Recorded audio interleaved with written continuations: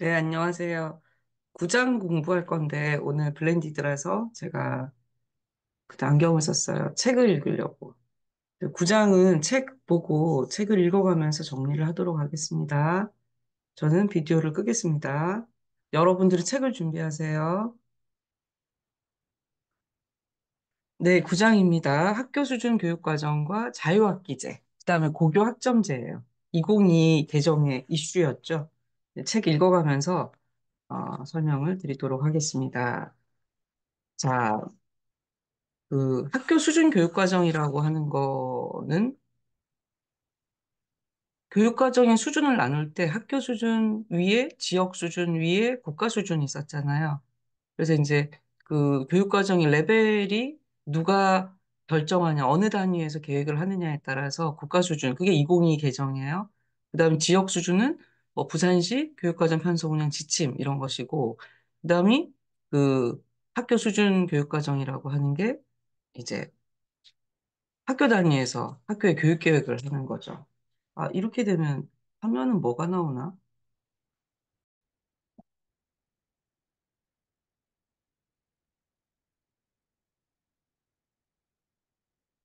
음, 자, 화면 공유를 좀 하고 하겠습니다.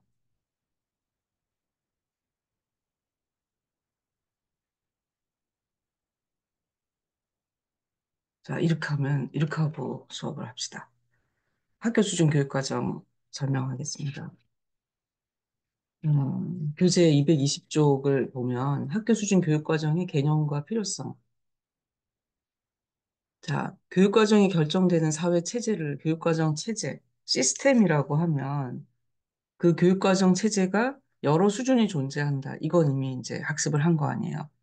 근데 어떤 한 사람은 국가 수준, 지역 수준, 학교 수준, 학급 수준 이렇게 나누고 또 어떤 사람은 예, 또 뭐 더 작게 나누고 혹은 교사 수준까지 내려가서 더 자세하게 나누는 경우도 있어요. 이 책에서는 지금 어디까지 나누냐면 그림 9-1을 보세요. 국가, 지역, 학교, 학급까지 이렇게 네 개로 지금 김대영 교수님 나누고 있죠. 그리고 요 그림 9-1을 보면 B 같은 경우 보세요. 국가 수준이 크잖아요. 그 면적이. 그 다음 지역 수준이 작고 학급 수준이 점점 작아지잖아요. 국가에서 권한을 크게 갖고 밑으로 내려갈수록 권한이 작다. 이게 바로 중앙 집권적 교육 체제예요. 근데 반대로 그림 C 같은 경우는 보면 국가는 작고 학급이 점점 커지잖아요. 이게 지방 분권 교육 체제예요. 이것도 이제 교육 과정에서도 이런 결정권이 어디가 맞냐에 따라서 중앙 집권적인 교육 과정 체제 혹은 지방 분권적인 교육 과정 체제 이렇습니다. 그러면 이제 A 같은 경우는 사실 이거는 불가능하죠. 골고루 분배되는 거. 우리나라 같은 경우에는 B 그림에서 C 그림으로 아, C 그림은 아니겠다. 우리는 A 그림으로 이렇게 이동한다. 지금 이 책에서도 221쪽 두 번째 단락 보면 우리나라의 교육과정 체제는 B에서 A 형태로 이동한다고 할 수 있다. 이렇게 됩니다. 그래서 어, 이런 이동이 교육과정 혼자 이동하겠습니까? 사회 전체가 이런 거버넌스가 민주화되고 그리고 교육의 적합성이라고 하는 게 얼마나 어, 그 내용 적절성을 얘기하는 거예요. 사회적인 적절성, 그걸 우리 적합성이라 그러거든요. 그래서 교육이 얼마나 적합하냐. 그러니까 사람들이 자기한테 적합한 거를 요구를 하고 우리 학교에 적합한 걸 찾다 보니까 국가 수준보다는 학교 수준에서 고려할 것들이 많아지는 이런 형태가 된 거예요. 그리고 교육과정 운영의 효율성이라고 하는 거는 운영이 효율적이다 하는 거죠. 우리한테 더 적합하고 더 경제적이고 그런 운영 실천의 방식들을 찾다 보니까 국가에서 준 거를 계속 변형을 하고 있더라는 거예요. 그래서 그거를 학교 중심 교육과정의 어떤 필요성을 봐요. 그럼 지금 얘기한 그 키워드가 221쪽의 두 번째 단락에 계속 있습니다. 사회의 민주화, 교육의 적합성, 교육과정 운영의 효율성.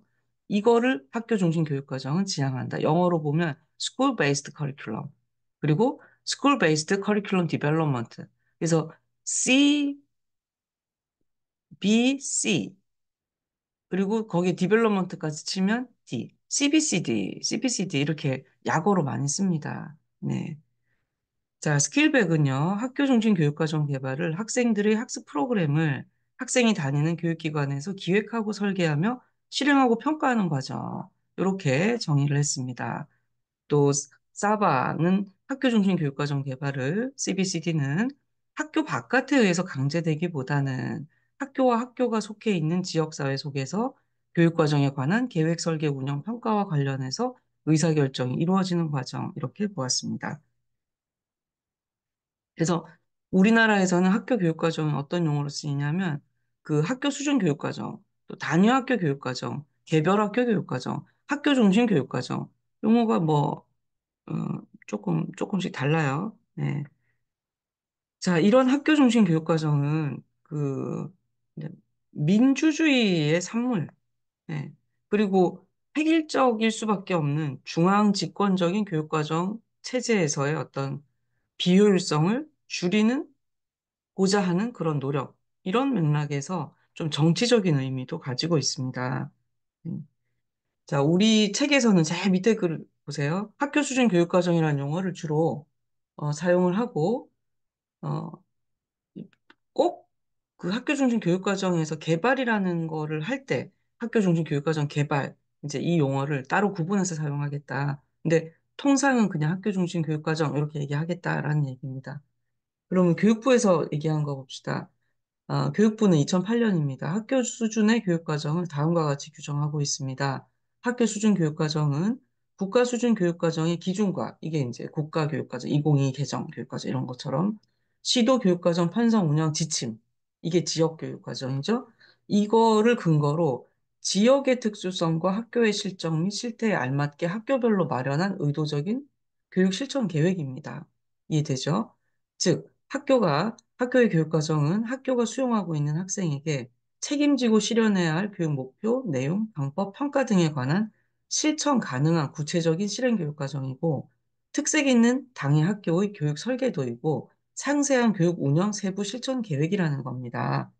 그래서 교육부에서는 2008년에 교육의 효율성과 교육의 적합성과 교원의 자율성과 전문성과 교육의 다양성과 학습자 중심이라는 5가지 측면에서 학교 수준 교육과정의 필요성을 제시하고 있습니다.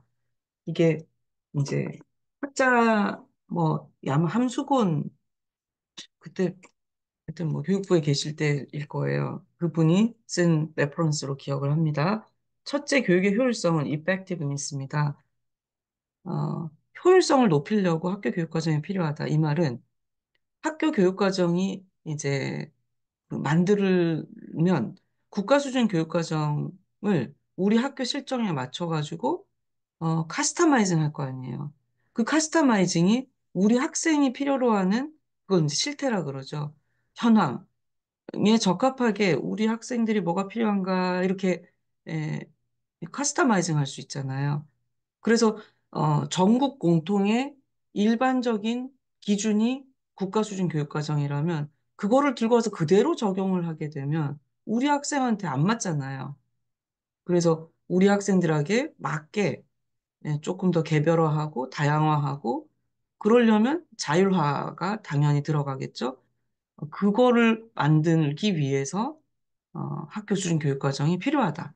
그래서 이거는 교육의 효율성이라고 얘기합니다. 두 번째가 교육의 적합성이라는 예, 교육의 적합성을 높이기 위해서 학교 교육 과정이 필요하다.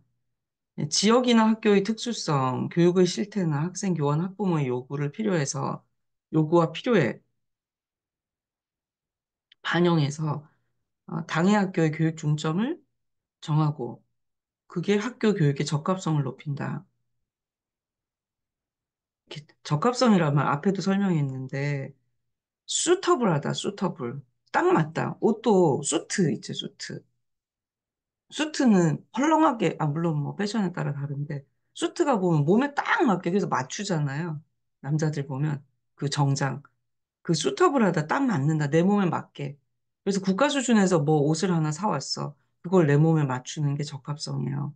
그러려면 교육과정도, 학교 수준에서의 적합성. 더 적합하게 하려면 학급 수준, 뭐, 혹은 학생 수준까지 내려가겠죠.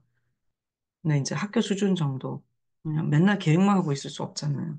그다음 세 번째, 교원의 자율성과 오토노미와 전문성, 프로페셔널 엑스퍼타이즈. 자율성하고 전문성은 늘 같이 가요. 자유롭게 해주세요. 자율성을 주세요. 그러잖아. 그러면 자기가 해야 돼. 자기가 하려면 뭔가 식견이 있어야 되지 않겠어요? 네. 그리고 식견이 있는 사람은 자율성을 발휘할 수밖에 없어요. 보이거든. 이거 별 잘못됐네. 위에서 내려준 지시가. 그래서 사람이 너무 똑똑하면 자율성이 없는 직업은 힘들어. 그러니까 똑똑하다기보다는 뭔가 전문성이 있어서 막 눈에 뭐 보이기 시작하면. 네, 그래서 교육과정도 교원의 자율성을 높이자 하잖아요. 당연한 거 아니겠어요? 그래야 이제, 이제 더 교사들이 플렉시블하게 일할 수 있잖아요. 거기에다가 반드시 따라와야 되는 게 전문성이에요. 그래서 공부도 안 하고 잘 모르는 교사가 자율성을 달라고 얘기하는 거는 안 되지. 네. 자, 학생들의 능력과 욕구를 가장 잘 이해하고 학교의 지역적인 특수성을 잘 아는 학교의 교사들이 학교 교육과정 편성 운영 과정에 능동적, 적극적으로 참여하도록 유도함으로써 전문성과 자율성을 신장할 기회를 가지도록 할 수 있다. 학교 교육과정 편성 운영은 교원의 전문적인 업무입니다. 교원이 교육과정을 편성 운영할 수 있기 때문에 교직을 전문직이라고 할 수 있고, 이 업무를 수행하는 일이 교원만의 고유한 전문 영역입니다. 또한 지역이나 학교의 실정에 따라서 그 학교의 교육과정을 특색 있게 운영하도록 자율권, 재량권이 부여되어야 하기 때문에 교육청이나 교장, 교감은 교사들의 자율성을 발휘하고 이를 보장하도록 지원해 주어야 합니다. 이건 잡무가 아니에요, 교육과정은요. 우리 보고 왜 이런 걸, 이거는 고유한 업무예요. 뭘 가르쳐야 될지 계획을 만드는 거잖아요. 네. 그러려면 공부를 많이 해야 됩니다. 어. 이제 교육의 다양성을 추구하기 위해서 학교 교육과정이 필요합니다. 음, 우리가, 제가 전학을 많이 다녔는데, 어디 가도 진도가 비슷해요. 막 서울에 있다가 부산에 있다가 학교를, 왜냐면 획일적이기 때문에. 근데 요즘은 어때요? 전학 다니면 교과서도 다 다를걸요? 진도도 다 다를걸요? 뭐 뒤에 거 먼저 하고. 그만큼 자율성이 있겠죠. 뭐 그런 거를 나는 이제 예상은 합니다. 전학을 제가 지금은 잘 몰라가지고. 우리 교육이 이처럼 획일화된 교육 내용과 방법, 교육 환경을 탈피해서 학생과 교원과 학교의 실정에 알맞은 다양한 교육으로 변화되도록 하려면 단위학교 중심의 교육과정 편성 운영이 필요합니다. 그다음 다섯 번째입니다. 학습자 중심 교육을 구현하기 위해서 학교 교육과정이 필요해요.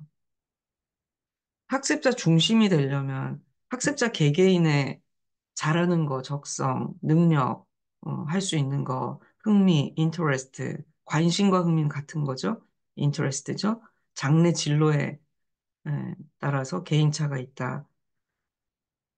요구와 흥미, 적성을 수용하고 요구하고 흥미는 다른 겁니다. 흥미는 아까 흥미나 관심, 인터레스트예요. 하고 싶은 거예요. 요구는 니즈예요. 필요한 거예요. 적성은 잘하는 거예요. 그래서 진로도 있죠. 네. 적성에 따라서 진로를 하는 게 나는 더 좋다고 봐요. 흥미에 따라서 진로를 하잖아요. 거기에 적성이 없으면 안타깝죠, 그죠? 네. 그리고 교육을 또 흥미에 따라서 하면 필요한 걸 가르쳐야 되는데, 이제 좋아하는 걸 가르치다 보면 또 쓸데없는 것도 많이 가르치고, 뭐 그런, 음. 학교 교육과정의 필요성에 대해서 다섯 가지를 살펴보았습니다. 그 다음이 학교 수준 교육과정의 역사와 주요 특성입니다. 이 학교 수준 교육과정이 본격적으로 이루어진 게 92년에 공포된 제6차 교육과정 시기라고 할 수 있습니다. 공포가 92년에 됐고요. 6차 교육과정은 94년부터 이제 처음에 공포, 2022도 바로 공포되면서 실행되지 않잖아요. 준비 기간이 좀 있잖아요.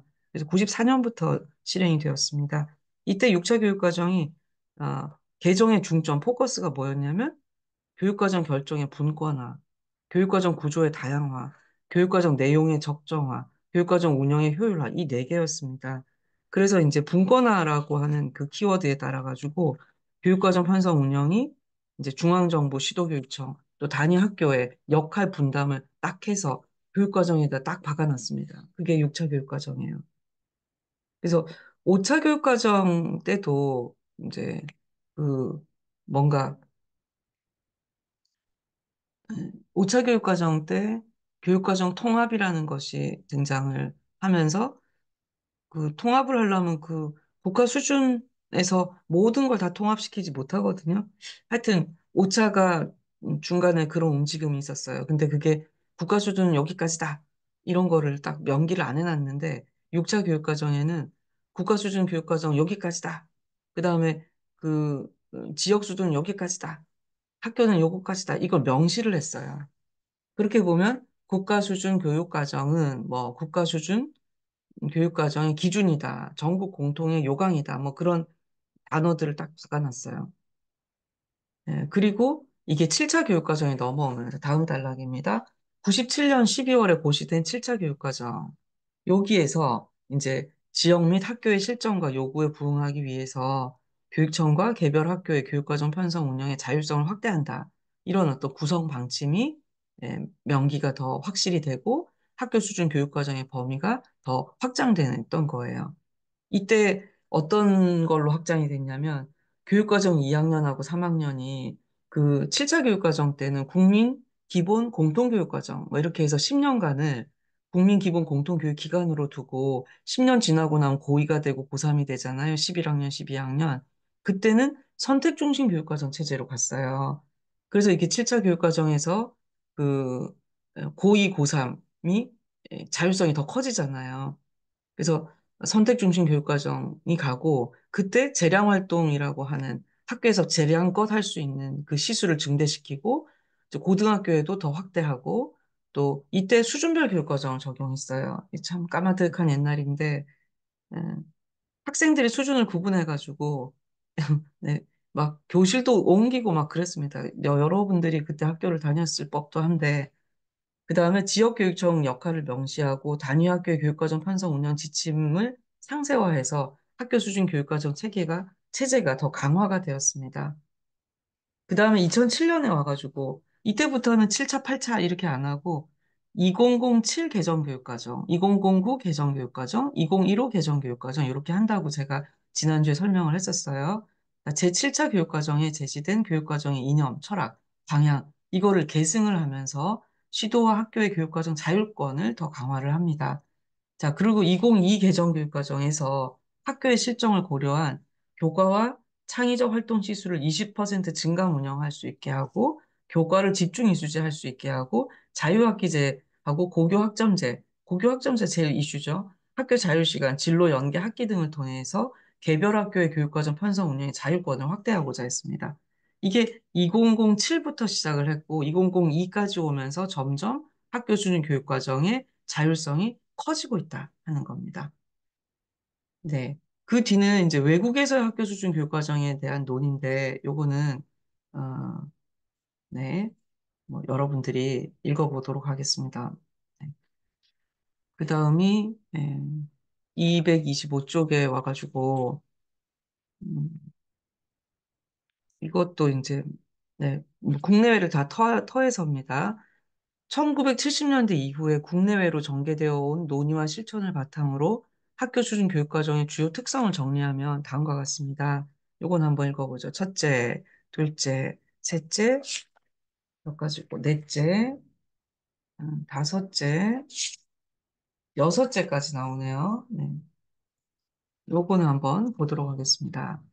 학교 수준 교육과정의 특성. 첫 번째, 학교에서 교육과정 편성 운영이 이루어진다. 뭐 당연한 거 아니에요? 네. 아, 편성하고 운영이 학교에서 이루어진다고요. 그래서 국가가 개발한 교육과정을 단순히 실행에 옮기는 게, 이전에는 편성은 국가가 하고 운영은 학교가 했거든요. 근데 학교 수준은 편성이랑 운영이 다 학교에서 이루어진다. 그 다음에 둘째, 학교 수준 교육과정은 학교 구성원들에 의해서 편성되고 운영된다. 이것도 당연해야 되겠죠. 학교 구성원은 누구예요? 교사, 행정가. 행정가는 뭐 교감, 교장은 행정가입니다. 그다음에 학교 수준 교육과정 편성과 운영의 가장 중요한 주체입니다. 근데 이제 이 사람들만 구성원 아니죠.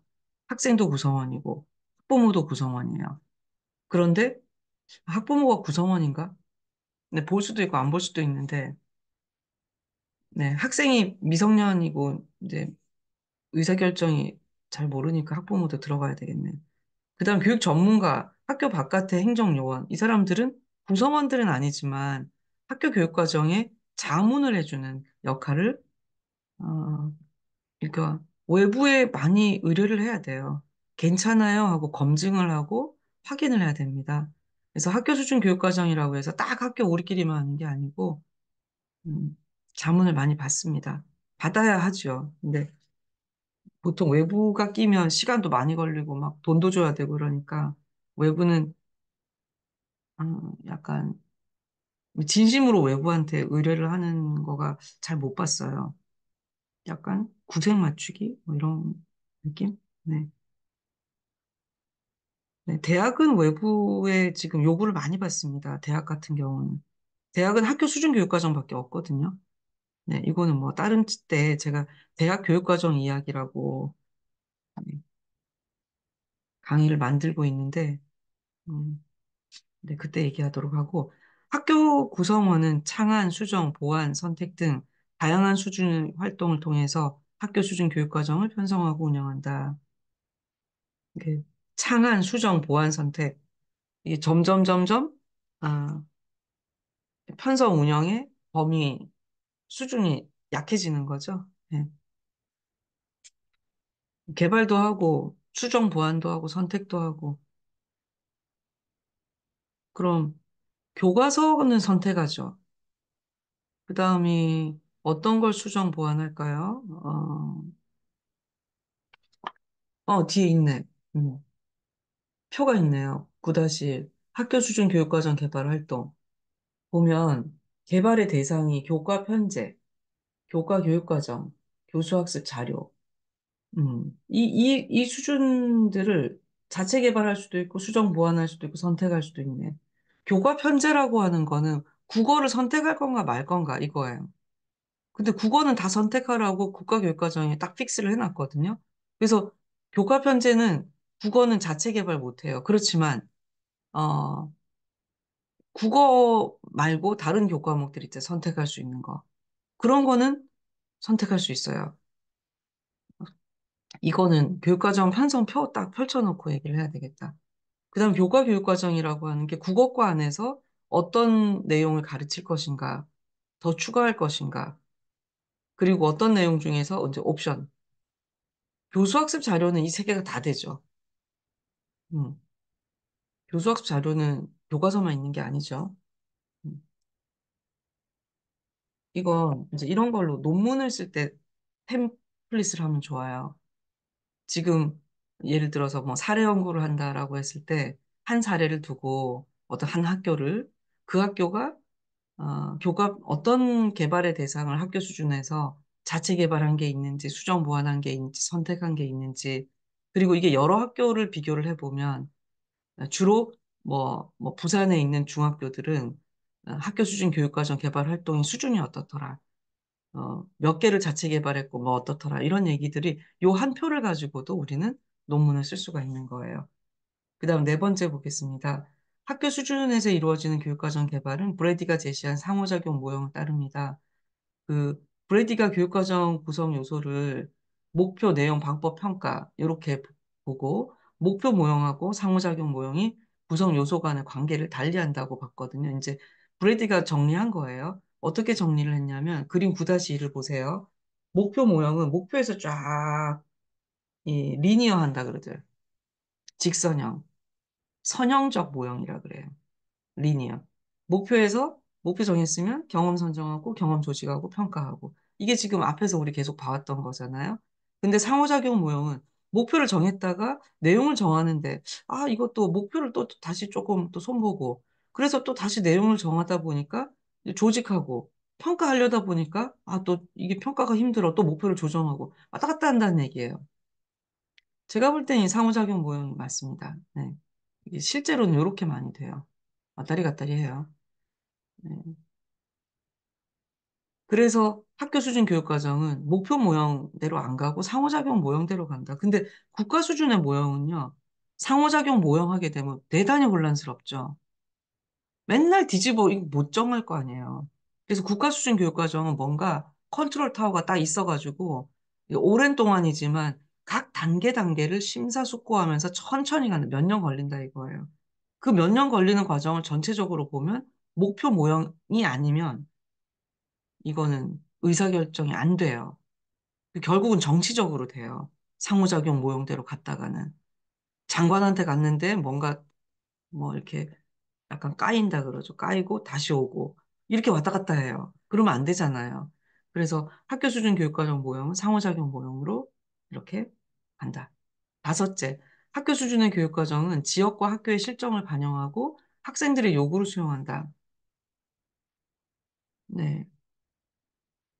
국가 수준 교육과정은 전국 학교를 대상으로 하기 때문에 일반적이고 보편적인데 학교 수준의 교육과정은 우리 학교가 처한 맥락 속에서 이제 우리 학교 구성원들의 요구를 반영하기 때문에 구체적이고 개별적인 특성이 있어야 되겠습니다. 이런 점에서 우리 학교 수준 교육과정 편성 운영에서 상황 분석이라는 게 대단히 중요해져요.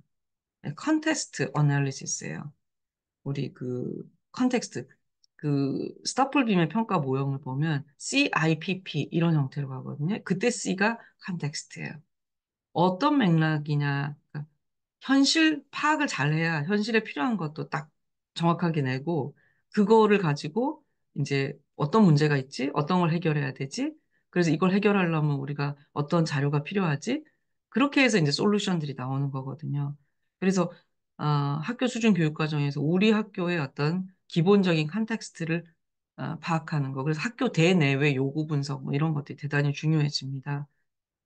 그래서 학교에서 봐야 될 게 밑에 보면 이제 서울시 교육청에서는 학교 수준 교육과정 개발할 때 이런 컨텍스트를 파악해라, 분석해라 하는 게 교육부에 고시된 교육과정, 또 우리 시도 교육청의 교육과정 편성 운영 지침, 또 우리 학교의 목표하고 중점 뭘로 둘 것인가, 지난해의 교육과정 자체 평가에서 어떤 게 나왔나, 교원과 학생과 학부모는 어떤 걸 필요로 하고 요구를 하나, 학교의 여건이나 교원의 현황은 어떤가, 우리 교사들의 전문성과 연수 계획이나 자료의 구비 실태는 어떤가? 이용 가능한 우리 지역사회 인적이나 물적인 자원이 뭔가? 학교하고 또 이제 연결된 어떤 다양한 이런 교육 활동들, 행사 같은 거 뭐가 있나? 그거의 성과는 어떤가? 분석할 게 되게 많은 거예요. 이런 것들을 분석하려면 교사가 전문성이 없으면 땡, 이런 거지. 네. 자, 여섯째입니다. 학교 수준 교육과정이 제대로 편성되고 운영되려면 이러한 활동을 지원하는 체제 구축이 필요하다. 네. 학교 구성원들이 양질의 학교 수준 교육과정 편성을 운영하려는 목표의식을 공유하고 전문적인 식견을 갖추고 학교 행정을 교육과정 중심의 조직 체계로 개편하고 민주적인 의사소통이 가능하도록 반권위주의적인 문화 풍토를 조성해야 합니다. 학교 바깥에는 학교 수준 교육과정의 편성 운영이 제대로 이루어질 수 있도록 학교 당국과 교직원이 실질적인 권한을 부여하고 교직원들의 교육과정 전문성 제고를 위해서 연수 기회를 줘야 되고 효과가 입증된 개발 모형이나 우수사를 발굴해가지고 널리 보급하는 체계를 갖춰야 한다. 네. 아주 필요한 내용들을 압축적으로 다 담았네요. 어, 네. 자, 여기까지 학교 수준 교육과정의 특성 6가지를 알아봤습니다. 그 다음에 3소절에 가서 학교 수준 교육과정 편성과 운영의 기본 원리인데 이건 뭐 너무나 쉬운 내용이어서 읽어보시기 바랍니다. 그리고 4소절이 학교 수준 교육과정 편성과 운영의 실제인데요. 이거는 아까 내가 그 국가교육과정이 어떻게 담겨 있는가 했었잖아요. 그래서 그거는 음, 국가교육과정 문서예요. 그래서 이 문서 안에 어떻게 학교 수준 교육과정을 범위를 명기하고 있는가이기 때문에 이건 나중에 교사가 되고 봐도 돼요. 그리고 5소절에 학교 수준 교육과정의 발전 과제 어떻게 발전해야 되는가 하는 거는 네, 그냥 참고적으로 읽어보시기 바랍니다. 앞에 필요성도 했고 특성도 했기 때문에 그런 것들이 더 구현이 되려면 뭐가 필요한가라고 하는 그런 강이론적인 방향에 대한 언급이거든요. 그래서 뭐 읽어보시면 될 거예요. 이제 요까지 학교 수준 교육과정 설명을 마치도록 하겠습니다.